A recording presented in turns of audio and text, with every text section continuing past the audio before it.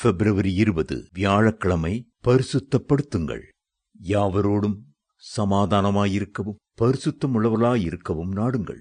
பரிசுத்தமில்லாமல் ஒருவனும் கர்த்தரை தரிசிப்பதில்லையே. எபிரேயர் 12:14. பரிசுத்தம் இல்லாமல் ஒரு நாளும் வெற்றி வாழ்க்கை வாழ முடியாது. சத்துருவை எதிர்த்து நிற்க முடியாது. பரிசுத்தமில்லாமல் ஊக்கமாக ஜெபிக்க கூட முடியாது. பில்லி சூனியங்களையும் செய்வினைகளையும் எதிர்த்து நிற்க முடியாது. எல்லாவற்றுக்கும் மேலாக பரிசுத்தம் இல்லாமல் ஒருவனும் தேவனை தரிசிக்க முடியாது. வேதம் சொல்லுகிறது, இருதயத்தில் சுத்தமுள்ளவர்கள் பாக்கியவான்கள், அவர்கள் தேவனை தரிசிப்பார்கள். மத்தேயு 5:8. சரீரத்தை சுத்தமாய் வைத்திருப்பதைப் போலவே இருதயத்தையும் சுத்தமாய் வைத்திருந்தால் மட்டுமே தேவனை தரிசிக்க முடியும். நம்முடைய ஆத்துமாவை சுத்திகரிப்பதற்கு என்ன செய்வது? ஆம், அதற்காகவே இயேசு கல்வாரி சிலுவையிலே தம்முடைய இரத்தத்தை சிந்திக் கொடுத்தார்.